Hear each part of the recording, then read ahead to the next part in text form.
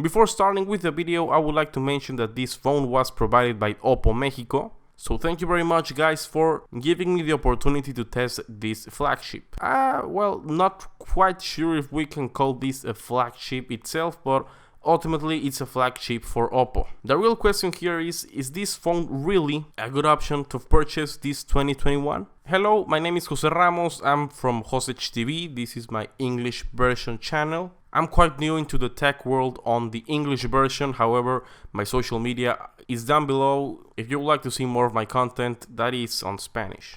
First off, I would like to mention that one of the biggest problems of the OPPO Find X2 Neo was the starting price, at least here in Mexico. To be honest, I'm not quite sure how the product was placed outside Mexico, but ultimately for the price, we were not getting that much of a phone. And don't get me wrong, we obviously have a gorgeous design and a stunning display, 12 GB of RAM, 256 GB of ROM, 5G technology, 4 rear cameras, finger unlock inside the display, a fast charge of 30 watts, curved screen AMOLED 90Hz display. So yeah, we were getting a lot of stuff that high-end phones will ultimately give to its users. However, we still have a lot of other brands that are giving us more for the price.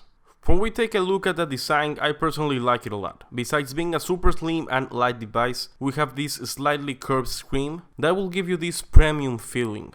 The materials feel high quality and the colors of the back gives us a completely different look.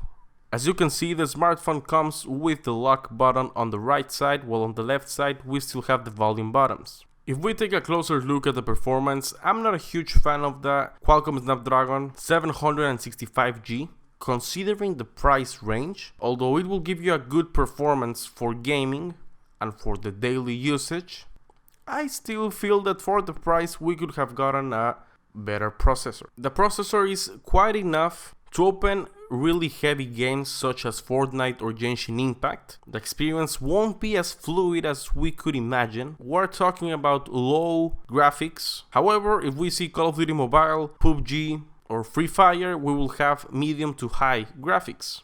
As you already know, OPPO has its own skin, its ColorOS skin that will be over Android. We have a lot of security, battery, privacy, location, as well as smart services configuration. We have themes, different effects while scrolling over your home screen, wallpapers, widgets. We even have a game space application which will be dedicated for games on the device. We have a compass, phone manager, recorder. We even have this OPPO Relax application that will help you meditate and calm down. We even have our own music and video player, as well as a whole bunch of toggles on the notification bar. Regarding the photography, I would like to mention that this section is quite good. Photographs taken with the main lens will give us a very vivid result and a good level of detail. The representation of colors, I dare to say that it's not entirely correct, since I feel that there is an increase in the saturation on most images, giving very vivid colors that will making them look extra vivid, so we will lose our natural perspective on these images. The level of detail is good, very good in most cases. Wide angle photography is also quite good. We don't lose that much color, although sometimes we tend to lose a lot of focus as well details whenever we're taking pictures with low light. The detail in fact is something that makes me a bit of conflict. In order to have good detail and focus, we need to have a very good lighting, which is quite obvious. However, for the price, I was expecting a bit more in the performance, talking on the detail section for low light images. But hey, I'm already being very demanding. For example, on some of the images you might see the Lego helmet, which lacks of some detail whenever we turn off the lights. Night pictures are pretty good. As is to be expected, we will have a loss of detail and increasing brightness in most cases. But at the end of the day, it does a great help to the photography whenever we have low light. Remember that on the rear sensor we have a 48 megapixel camera as main lens, 13 megapixel camera as telephoto, 8 megapixel as ultra wide, and an extra 2 megapixel camera. An area that gives me a lot of trouble and that I'm not really a huge fan of is the battery. Battery performance, I felt it pretty weak. I'm not sure if it's my phone, but I mean I can make it last longer than 19 hours of usage with 5 hours of screen time. I truly believe that this is not a huge battery performance, And although we have barely 4000 mAh battery, I still believe that there is still a lot of room for optimization.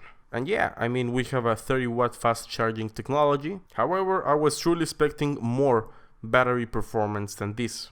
So would I recommend the phone? To be honest, for a couple of dollars more, you can get a better high-end smartphone. While browsing a little, I could see that this phone is around the $750. For a couple of bucks more, you could get a better result in performance, battery, camera, front-facing camera, as well as fast charging technology. I don't hate this phone, I totally love it. It's actually my secondary smartphone of usage. But if you're looking for a high-end experience, I'm pretty sure you can do better than that. I truly hope you enjoyed my video. My name is Jose Ramos. I'm still trying to get used to my pronunciation and review skills, but I'll promise I'll do my best. See you in the next time, guys.